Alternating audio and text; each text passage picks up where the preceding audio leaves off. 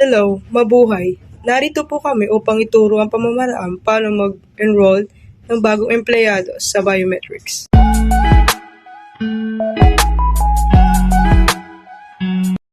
Una, pipindutin lamang natin ng menu button. Para po sa user ID, 4 na 9 lang po yung gagamitin natin.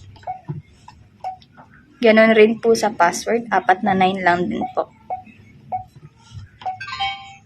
Once na nakapasok na po tayo, pipindutin lamang natin ang user management. Susunod naman po ay ang new user. Sa user ID po, ang gagamitin po natin dito is ang employee ID ng member.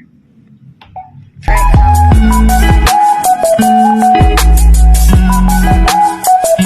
susunod naman po ang name. Sa name naman po, pwede po natin i-input kahit nickname na lang po.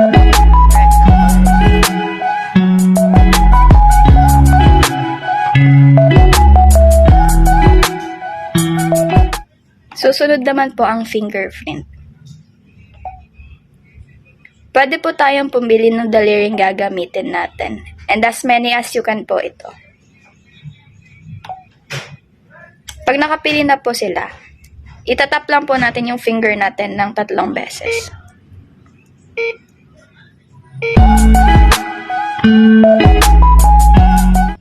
Para naman po sa badge number, pag po may bagong ID na po kayo, pipindutin nyo lang po yung OK, then itatap nyo lang po yung ID nila. Automatic na po yun na ma-record.